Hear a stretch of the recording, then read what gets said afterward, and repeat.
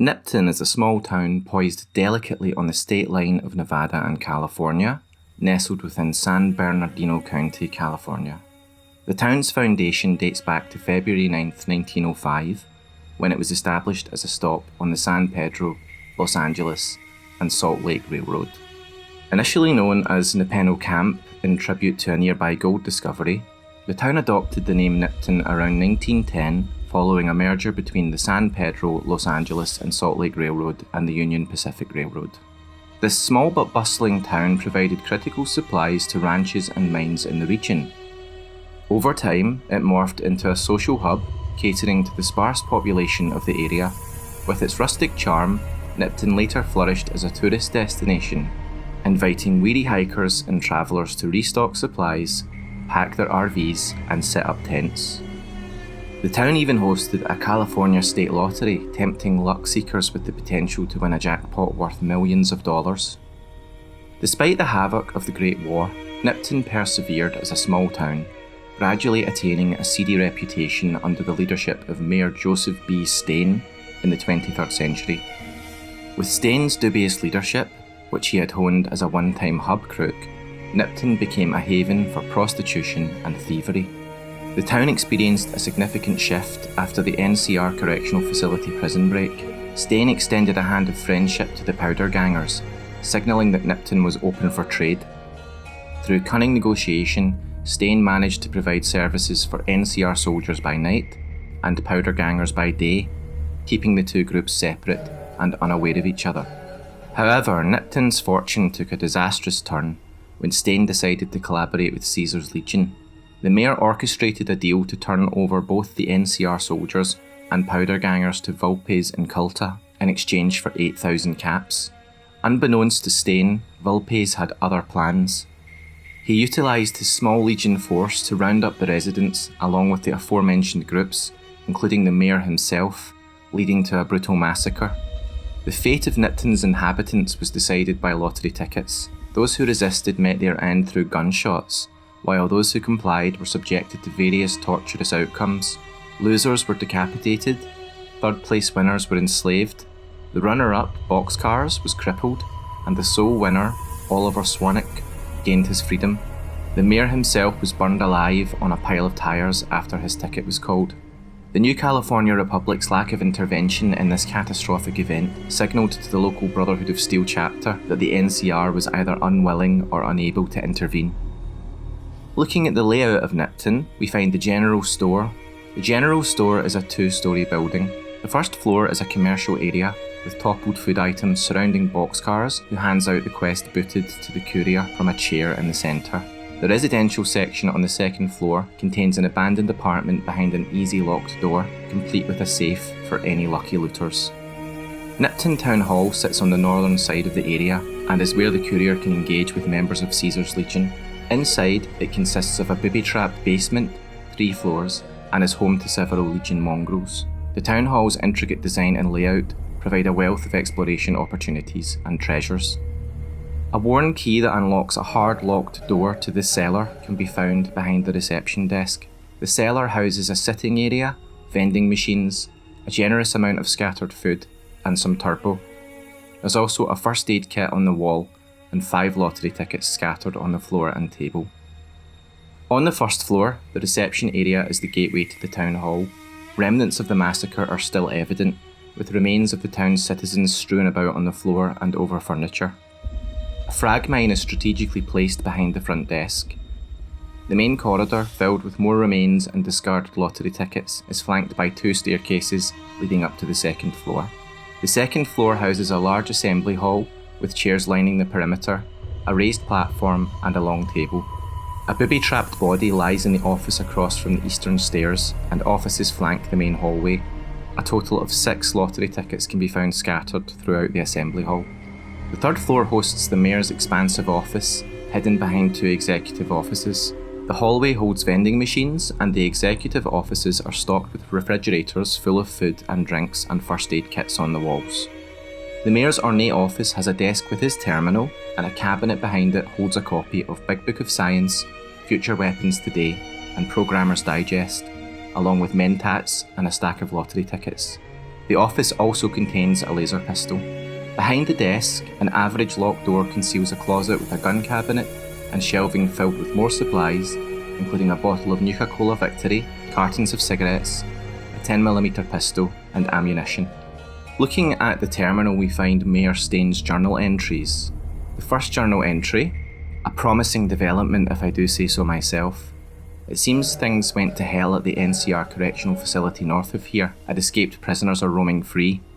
Sounds like a bad thing, and would be if not for the political acumen and interpersonal alchemy of yours truly, Mayor Joseph B. Staines, Esquire.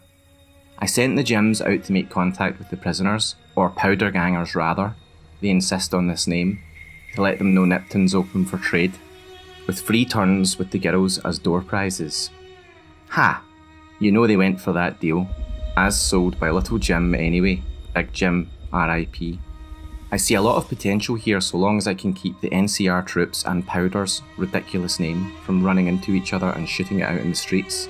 Luckily the troopers only come at night, double entendre, so if the Powders only come during the day again, I'll have them coming, third time the charm, and going, yours in confidence, Mayor Joseph B. Staines, Esquire. And the second entry. I can hardly believe my luck. Literally, I'm agape. Just now I was approached by a rather intense young man calling himself Mr. Fox. Yeah, right. When we were alone in my office, he let it be known that he is a member of Caesar's Legion. He knew that NCR troops and powder gangers often spend time in Nipton. It turns out that the Legion hates and wishes to make an example of both groups. The NCR for obvious reasons, and powder gangers for harassing Legion raiding parties on this side of the river. I didn't have to think a moment about Mr. Fox's proposition before accepting it. All I have to do is convince the Powders to kidnap the NCR troops at night. When both groups are in town, the Legion boys will scoop everyone up. Ha! For this simple task, I have been offered 8,000 caps. I could almost go back to the NCR right away, but who knows how much else I might make off this Legion lackey. I'm going to start stockpiling some supplies in a safe house between here and the Mojave outpost, just in case I decide to head back home in a hurry. Very exciting. Signed, with a steady hand, on the keyboard, Super Mayor Joseph B. Staines III, Esquire. Returning to the layout of the town, we take a look at the Nipton Hotel. The Nipton Hotel, positioned to the west of Nipton Hall, is a small building indistinguishable from the surrounding Nipton houses. Its interior features a single main area populated by 4 deceased NCR troopers. Despite its labelling as a hotel, the building lacks any distinct hotel rooms. Nipton houses are interesting to explore, with House 4 featuring frag mines and shotgun traps. House 7 to the southeast of the town hall houses a prototype Mr. Gutsy. At the south end of Nipton lies the Good Luck Trailer Park. It served as a residence for Nipton settlers before the arrival of the Legion. This small trailer park, once a part of daily life in Nipton, now stands as a haunting reminder of the town's tragic past. This exploration of Nipton underscores the town's layered history in its transition from a bustling town to a site of horrendous atrocity. The remnants and memories of Nipton serve as a stark reminder of the ravages of power struggles in the post-apocalyptic world. The story of Nipton illustrates a grim reality where survival and morality stand at crossroads, and the lingering question remains, in a fight for survival, at what cost does one secure their safety? And now we return to the story of the Courier and their time in Nipton.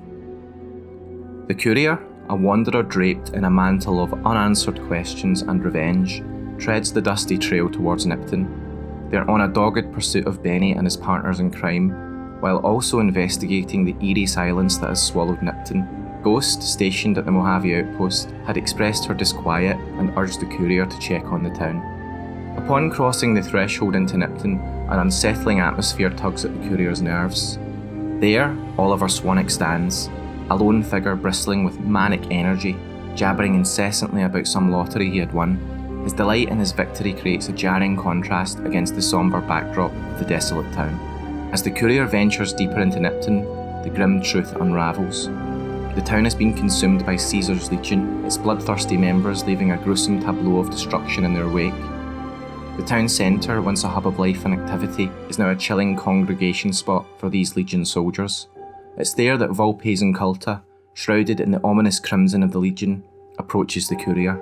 His words are as cold as the desert night. Promises not to crucify the Courier like the town's degenerates, paired with an order to deliver a sermon to the Mojave outpost. The Courier can find honour in the Legion's ruthless efficiency, winning some degree of their respect. Alternatively, they can maintain neutrality or unleash righteous fury against the Legion for their heinous acts in Nipton. In the town's skeletal remains, among the ruins and vestiges of a happier time, the Courier encounters boxcars. His reaction is a reflection of the Courier's standing with the Powder Gangers, another faction in the wasteland. Boxcars unravels the story of the Legion's lottery, a cruel, twisted game of life and death that sealed Nipton's fate. The remaining Powder Gangers, he reveals, have been enslaved and led east. Boxcars is a broken man, his legs a torment of pain. The Courier can ease suffering, offering a precious gift of up to 5 doses of Medex. From Boxcars' tale, the Courier finds their next destination, the Legion raid camp. There, the Powder Ganger captives are huddled around a campfire, their lives hanging by the fragile threads of the Legion's whim. Freed by the Courier, either by force or subterfuge, these slaves offer their gratitude and goodwill, bolstering the Courier's reputation with their faction. Yet these actions barely stir the Legion's opinion of the Courier, unless the guards meet a violent end at the Courier's hands. With Nipton's secrets laid bare, the Courier returns to Ranger Ghost, bearing the chilling tale of the town's fate. After delivering the grim news, the Courier retraces their steps through Nipton.